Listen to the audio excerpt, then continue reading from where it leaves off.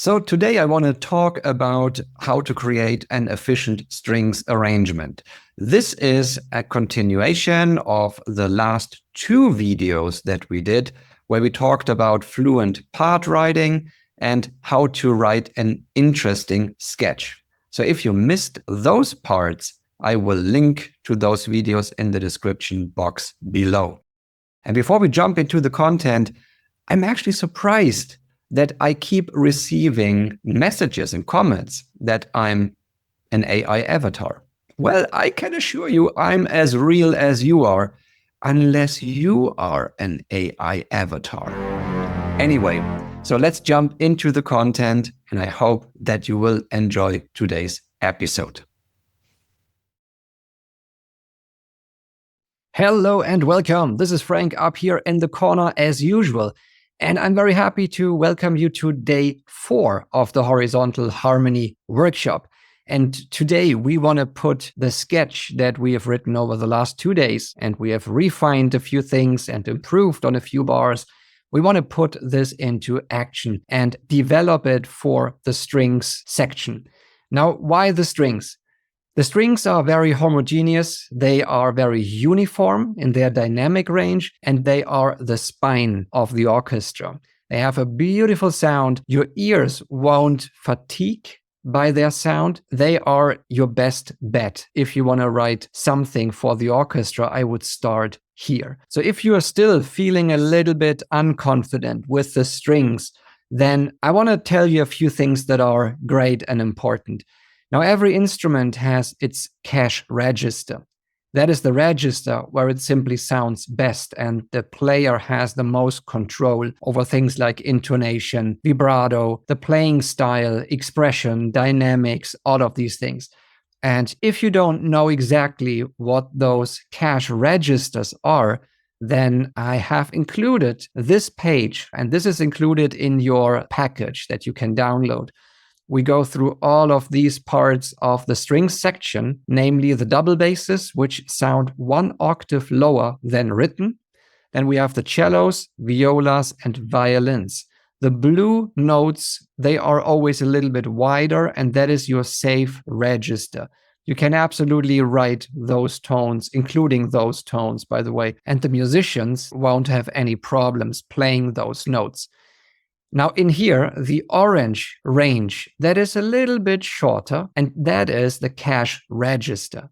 So this is really where the player has the most control over these things that I've just listed. I would write in those cash registers as often as possible.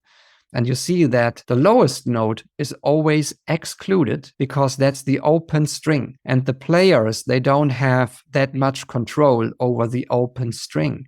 I suggest you skip the very lowest tone of the thickest string, actually, that is the open string. So everything shown in orange right here should be a great help for you to write for the strings. If you move in between those ranges, you will be fine and it will sound great. Then I have also included some general tips and thoughts that have served me very well in my career up to this point. I don't want to read them to you, but you can either pause the video or reread them in the handout. Let's come back to our arrangement here. Now you start seeing that this actually looks very nice and sophisticated for each of the parts. Now that is because we've created fluent lines in here, and each of those lines should make sense on its own. I want to exclude the bass from that statement because, as you know, I have just put the root tones on the double basses right here to give a lot of vertical stability. The intention with the bass was not to create one of the best lines. Coming back to our parts here. So that, for example, for the cellos, that for the violas, it all looks very nice. And again, I want to highlight once more this conversational part between those lines.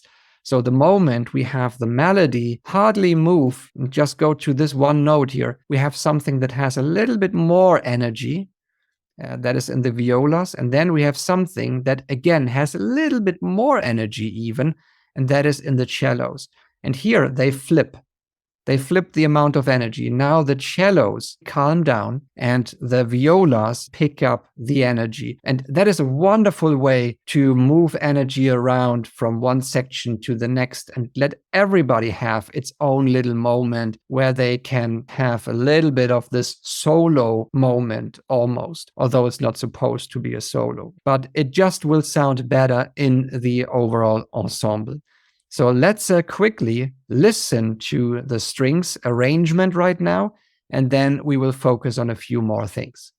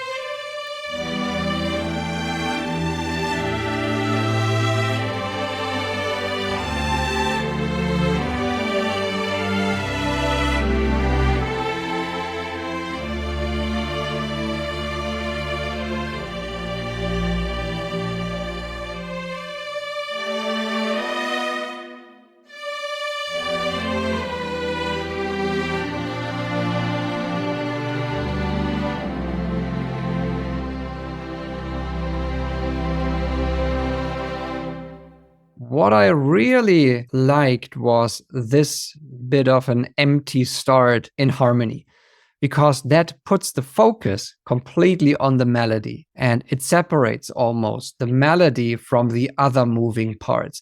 If I started with every line on the first downbeat, it might have caused confusion for the listener because it would not have been clear which part do you want me to focus on. It is a better separation. If you started with something, just let it, settle down a little bit. Then you bring in harmony, and this all starts and ends simultaneously. Although the parts in between have a life on their own, but they come in as a unit and they go out as a unit. And this separates the harmony part from the melody. And I like doing this, which is carving out some space for a line to start so that your attention and your focus goes to that line. Then we have the scaling part here. You know all of that by now. All of these parts, they have not changed. And then down here, again, repeating my little theme, and the lines are slightly different from time to time. So I did not copy paste them as they were, but I changed them just a little bit for variation. This flies by so quickly, you might not have recognized that. But still, it's a great way to add a little bit of an interesting thing on top to make it a better listening experience.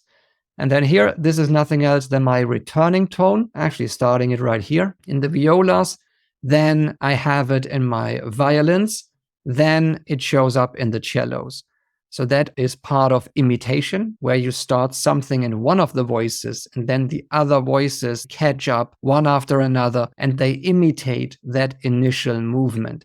So that happens right here. And when it comes towards the ending, then yes, I wanted to go back to scaling at least to close that loop. Because if you plant a seed, it is just part of storytelling that at some point you should go back to that seed and let the audience experience it once again and let them know what grew out of that seed. Otherwise, it's irrelevant for the story. So if you never pick it up again, and spend the audience's attention in the beginning on something that turns out to be completely arbitrary and irrelevant, then they feel disappointed. And that is why I picked it up right here and brought it back just once more so that everybody understands, okay, it's still that vein, that character, and it connects back to the moment where we planted that seed for the first time. And then right here, coming back to our nice plagal cadence, going from F major to the C major triad.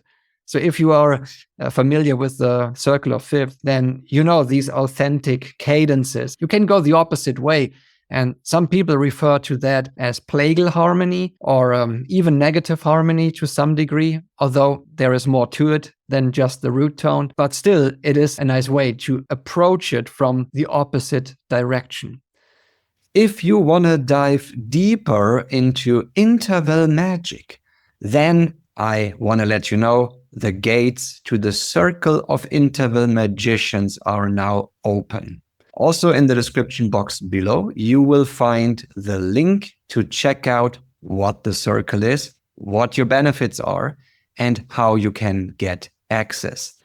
In a nutshell, it's a fantastic community of like-minded interval magicians who manage to write outstanding and unique music. So if you are bored by conventional cadences and the generic stuff that everybody keeps writing, then I encourage you to check out the circle.